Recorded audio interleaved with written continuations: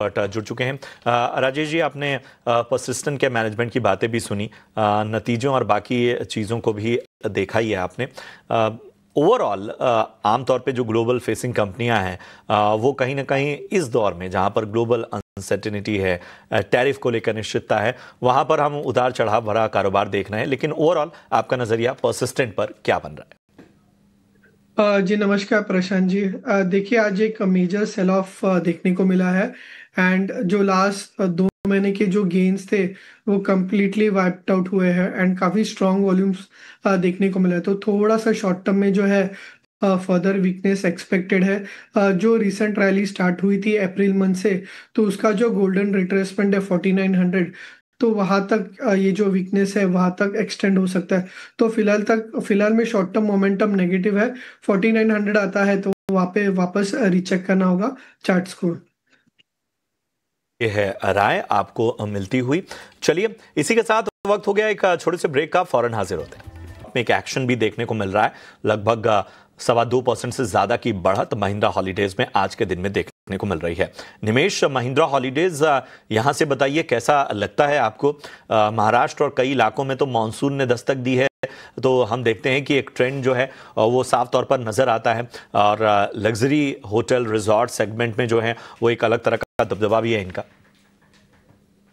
जरूर से chart structure भी यही इंडिकेट कर रहा है। और डेली चार्ट्स के अगर आप देखें तो कॉफ विथ हैंडल पैटर्न का एक फॉर्मेशन डेवलप हो रहा है। आज के सेशन में जब ऊपर में हाई बना था 380 का, तब एक ब्रेकआउट दे दिया था।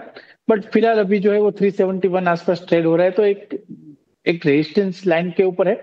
मेरा मानना है कि अगर 375 के ऊपर क्लोज देता है और वहां से 2-3 दिन सस्टेन होता है तो एक अच्छा मोमेंटम आने वाले 2 से 3 महीनों में देखने को मिल सकता है। जिस तरह से मैनेजमेंट ने बात की प्रीमियमाइजेशन की और क्वालिटी कस्टमर के ऊपर, तो मेरा मानना है कि यहाँ से स्टॉक के अंदर भी ऐसा अगर जिस तरह से एवरेज रेवेन्यू बढ़ती है तो डेफिनेटली एक पॉजिटिव इंपैक्ट स्टॉक के ऊपर देखने को मिल सकती है। चार्ट स्ट्रक्चर भी यही इंडिकेट करता है। तो 375 क्रूशियल लेवल रहेगा जिसके ऊपर क्लोज आना काफी इंपॉर्टेंट है। तो मेरा मानना है कि अभी इंट्राडे के लिए वेट एंड वॉच कीजिए, और 375 के ऊपर 1 या 2 दिन बंद रहता है तो हम लोग यहाँ से पोजिशनल बाय जरूर इनिशिएट करेंगे। और ऊपर में मेरा मानना है कि यहाँ से अबाउट 375 हम लोग स्टॉक के अंदर मिनिमम 440 तक के लेवल दिवाली तक देख सकते हैं। तो व्यू बुलिश है।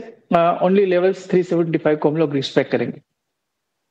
मेरा अगला सवाल दरअसल आपसे टाटा कंज्यूमर पर ही था, क्योंकि नतीजे यहाँ पर अच्छे, लेकिन उसके बावजूद हम दबाव। लेकिन चलिए, टाटा मोटर्स देखिए लगातार दूसरा दिन रफ्तार में है और टॉप गेनर्स में से भी है निफ्टी के। अब सवाल यहाँ पर यह है कि इस तेजी को कैसे देखा जाए।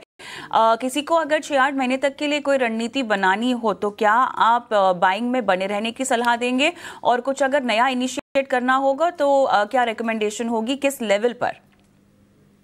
देखिए, टाटा मोटर के अंदर 6-8 महीने का व्यू अभी मेरा मानना है कि स्टॉक एक साइडवे रेंज के अंदर घूम रहा है। डेफिनेटली शॉर्ट टर्म में पिछले 2 दिनों से जब से इंडिया और यूके की फ्री ट्रेड डील की बात चल रही है, एक मोमेंटम क्रिएट हुआ है और चार्ट के ऊपर एक ट्रेंड रिवर्सल बना है। तो शॉर्ट टर्म नजरिया मेरा बुलिश है। मेरा मानना है कि यहाँ से ये लेवल के ऊपर अगर 700 के ऊपर सस्टेन होता है तो ऊपर में 730 तक के लेवल देखने को मिल सकेंगे। बट रियल मोमेंटम जब तक 750 के ऊपर स्टॉक बंद नहीं आता है तब तक कोई बड़ी मूव नहीं दिखेगी। तो मेरा मानना है कि यहाँ से एक शॉर्ट टर्म प्ले कर सकते हैं अबव 700 लेवल 730 के लक्ष्यांक से। तो व्यू अभी बुलिश है, 730 तक आए तब वहां पर एक बार प्रॉफिट बुक कर देना चाहिए। चलिए, तो यहाँ पर पोजिशनल